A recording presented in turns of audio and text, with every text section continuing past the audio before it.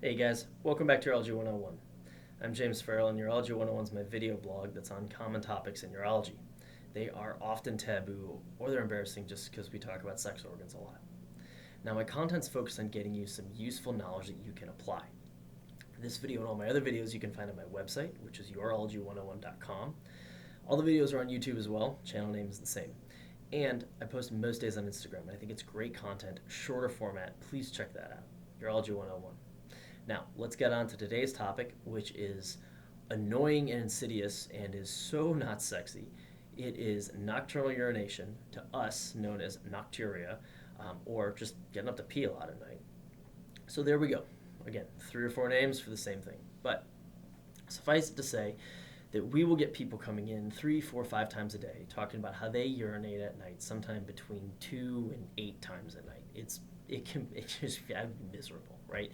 Because if you're getting up all the time at night to urinate, you're not getting good sleep. And if you're not getting good sleep, then you're not getting through your days very well.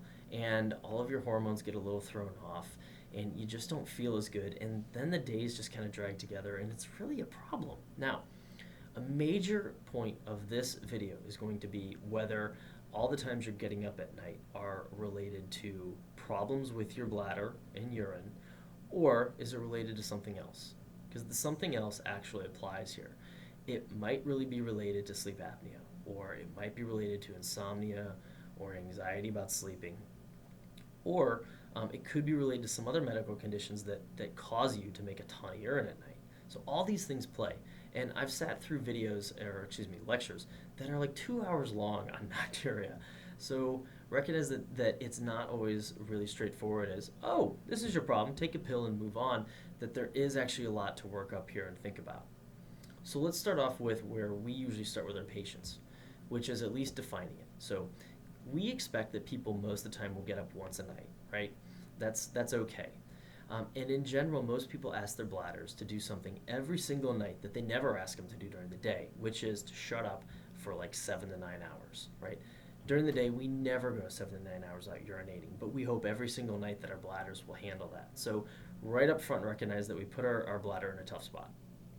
Now, the main question I'll tend to start off with people is, do you think that you're waking up because you have this sensation of, oh my lord, my bladder's going to burst, I need to run to the bathroom, this woke me up? Or is it more like, well, I'm awake, I just woke up, I feel like I kind of got to pee, all right, I'll just go pee?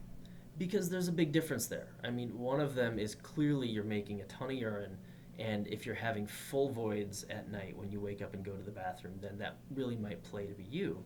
But the other one is more like, well, I'm not sleeping that well, and I don't want to wake up in an hour and have to pee, so I might as well get up now and go pee so that I don't deal with it later, right? I mean, they're a little different. Now, let's take the first one with full voids. One of the ways that we'll work with that is called avoiding diarrhea, and this is just the least sexy thing that we can create, right? But it's simple, cheap, and it's effective. We tend to ask people to figure out, or not figure out, but record when they urinate and how much for about 3 days. It doesn't have to be 3 days in a row, but it can be. Now that takes a little bit of work, right? You got to put a hat down in the toilet if you're a woman, or pee into like a measuring cup or something if you're a guy, or even if you're a woman, and then write it down and get rid of it. But what that does, it tells us some great information. It tells us how many times you urinate a day, and over a 24-hour period, I mean. It tells us how much of that happens at night. Is it a third? Is it like 50%? Is it really only like 10%? And it tells us how many times you're getting up here, and then how much you really like fit in your bladder functionally. Like what do you get to before you have to pee? So all that stuff is really great information.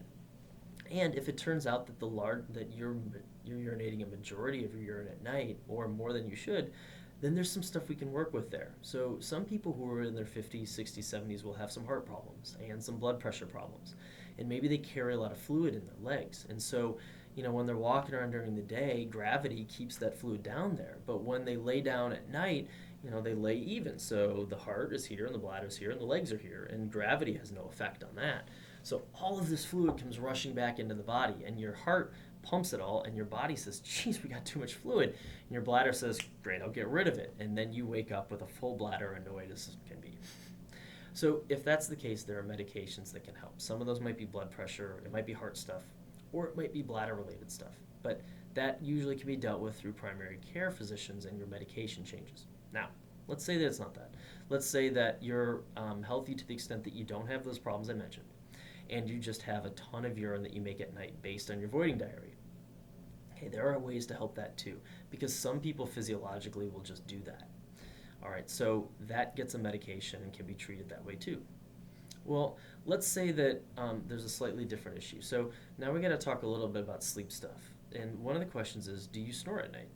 So we know that obstructive sleep apnea, which goes along with snoring a lot, or just sleep apnea, all of which can be dealt with through sleep labs, pulmonology, that type of stuff.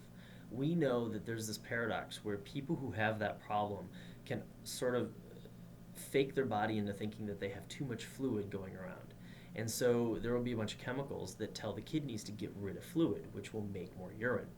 So if you are somebody who your partner said like, hey, you got to work on your snoring, like this is a problem, okay, then that might really be the issue. And there are a couple ways to work on that. One certainly is this thing called CPAP, or there's positive air pressure that keeps your airways open. And that's, again, sleep lab, pulmonology is where you need to go. But part of that too is that sometimes if you've gained some weight, that can cause those airways to get more tight, and that can be the problem. So exercise and some weight loss may really, really get rid of that problem or really improve it for you. So please talk with doctors about that. Now, if your sleep apnea really is getting treated, that can solve the urinating problem for some of the population too, especially if the issue really is you make too much urine because you're snoring a lot, because of the mechanism I mentioned. So that might be an answer as well. Now, what if it's not a snoring thing and none of the stuff we talked about? And what if you urinate and you just make like a small amount? You get up a bunch of times at night, you have the urge to go a bunch, and you just don't urinate that much, but you're getting up 4 or 5 times. That's probably more related to sleep as well. And it's probably related a little bit to some level of insomnia, maybe anxiety around sleeping. Maybe your mind just runs a ton at night and you're a light sleeper. And 2 directions to go here. One are sleep habits. So do you have sort of a defined method that you do for the 30 or 40 minutes before bed? Do you turn the lights down? Do you stop looking at TV and computer screens? Some of these types of things actually really affect how we sleep. And in that case, I really recommend talking to somebody in sleep hygiene because they have great ideas. And there's a lot of data out there. And you can even find some of that on the internet in terms of things that you can do to try and improve your ability to get better sleep. And you might find that this waking up at night lessens and your urinating at night lessens. Now, maybe it's not that. Maybe insomnia and some of those things aren't the issue. And maybe you just have this urge that gets you out of bed, right? I would ask you then too, do you have that urge during the day? So is there something you're putting in your body? And if this is the case, we did a video on this a little while back about peeing all the time. Is there this urge that makes you just want to run to the bathroom? Because it might be something related to artificial sweeteners, coffee, tea, alcohol, caffeine, and a few other things, spicy foods, that can really involve causing your bladder to feel like it has to pee a lot. And if you're having those at night, then you're going to get up more. I mean, I think just personally I can tell you that in my 20s, I could have some drinks at night and I'd never have to wake up in the middle of the night. But as I've gotten into my mid-30s, I'll have 2 or 3 drinks on a night out or something. And, 3, 4 a.m. rolls around, I wake up and I'm like, I gotta pee. And unfortunately, part of that might be life, but I've noticed that that's something that happens to me. And so maybe there's something that you're doing that you can actually change or modify or at least deal with and expect that. Now, another thing might be how much fluid just in general do you drink in the evenings?